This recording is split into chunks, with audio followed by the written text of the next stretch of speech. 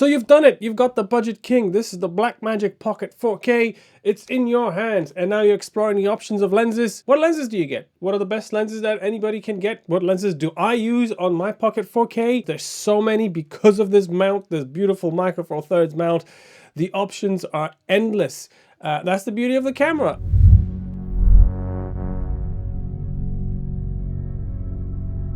So what makes this camera so popular? I think it's because of the mount. So the mount is so vast. You have so many options to go through that it might be confusing. So let's address the obvious. This is a Micro Four Thirds system. It will take any Micro Four Thirds lens. As this is a Micro Four Thirds system, unfortunately, it is a small sensor, so light is going to be something that you will need to look out for. I did not go that route. I had a few native lenses, and the only ones that sort of stuck are the 35 and 75 anamorphics that are on the camera at the minute. What I've done instead is I've gone the speed booster way. So I have EF lenses, tons of them, and I use them across all of my cameras. I've got the MC21 adapter on my Lumix S5IIx, and I've adapted the 18-35, which is on there. It's the most popular lens. Everybody recommends it for good reasons. The sharpness, the quality of the lens, the build quality is just stellar. So that lens is quite a gem. So the 18-35, my use scenario is I use it across all of my bodies. So the 6Kpro now that is recording, the Pocket 4K, which is on there, is used with the Metabones speed booster adapter, and my Lumix S5IIx uses this lens with the MC21 Sigma adapter. The Lumix camera, when adapting this lens to the Sigma adapter with the Lumix, the camera goes into a sort of APS-C mode, which does not allow me to use full frame features or some of the codecs. So this is, I think, due to the pairing of the Sigma adapter to the lens to the body, so they are communicating correctly. So it shuts off all full frame codecs that are available and just gives me the APS-C functionality of the camera, which I think is great. It just removes that sort of step within the menu, within the Lumix menu, just to go into a specific codec or specific resolution just to get this lens working. This is only on the Lumix. It does not do that on the on any other cameras, because my other cameras are obviously not APS, not full frame. So that's great about the Lumix, that it does that automatically. The next thing we should talk about, and just get rid of it out of the gate, pin sharp. I'll say it a few times just to get it out of my system. Sharp lens. This is essentially a 35, 28, 24, 20, and an 18 prime lens in one zoom lens body. Great overall lens to have because of sharpness. Character of the lens. So the character of the lens is quite neutral. This is a neutral lens. It is tactile, it's robotic, it is a robot because of the sharpness and the characters of the minimal characters that this lens has. It has some flaring, but nothing like the pizzazz that we get from the Tokinas. So the Tokina that I am on now, as you can see, I've got a little green halo. I mean, if I put my hand on this, there it goes. It sort of disappears. But yeah, the Tokinas have that pizzazz on them. They have that flaring, they have that character that I like. So that's the next sort of lens that we'll be talking about, and I'll talk about them in part 3, because I have 3 Tokina lenses which I love and adore, and I use them as much as this Sigma lens because of the character. So the build quality of this lens, it's a Sigma. It's very well built. Again, it's what you would expect from a reputable company. It's metal all around, metal glass. The only thing, the zoom and the focus rings have this rubber coating on it, but I think that's the only part of the lens which is rubberized or different to the metal housing that this feels like. Obviously the caps are plastic, hard plastic. Otherwise, extremely well built lens. So the next thing I want to talk about is the focus breathing. It breathes. It's a photo lens, so obviously focus breathing is going to happen.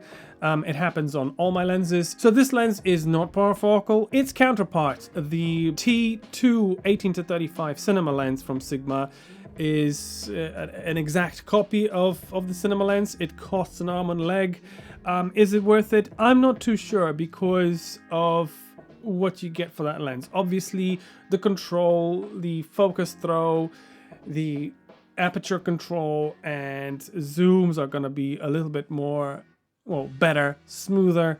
Everything is going to be a little bit more precise for video shooters.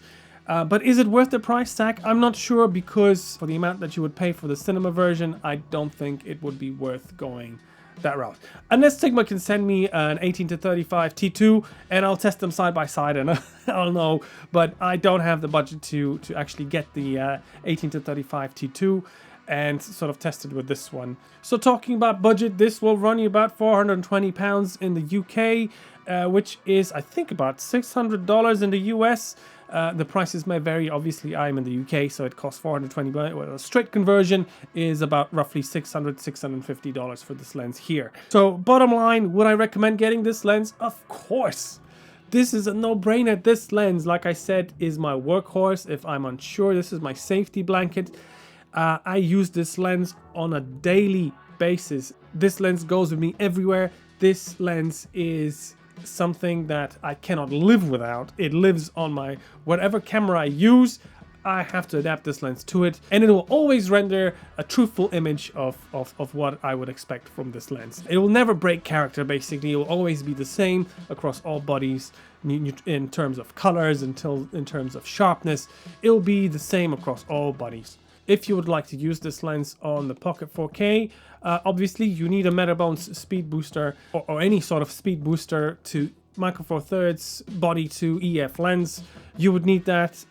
You get an extra light of stop. So on my Pocket 4K, this goes down to 1.3 f stop. So I do get that one stop of light. The field of view is slightly different on the 6Kpro than it is on the Pocket 4K, just because of that speed booster. So it is a wider image. So pairing this lens with the Pocket 4K, yes. The next sort of Pocket 4K lens that I would actually recommend getting is the 70-200 f4.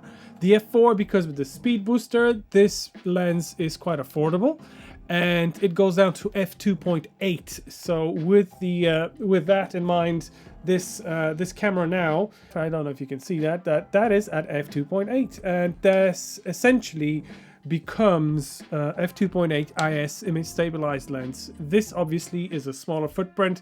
It's a smaller lens than the EF 2.8. If you've ever had that, that is quite a bit chunkier and larger.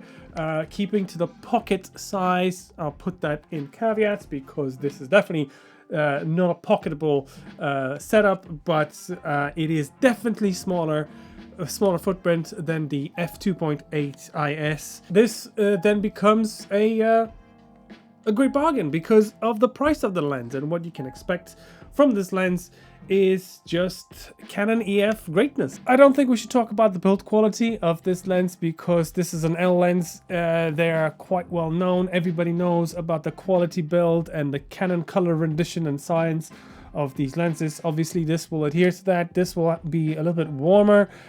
It will have some character in it. Even though it's a telephoto lens and a photo lens, it does have some flaring that come into the image. It is quite pleasing. It is quite controlled. Nothing to rave about, but quality is there. It's a Canon L lens after all. So the Canon EF 70-200, great pairing with the Pocket 4K. So in the next video, we'll talk about the Surrey Anamorphics, the two lenses that are native to the Micro Four Thirds mount, so no adapters required. That's in the next video. Thanks for watching this one, and I'll see you next week.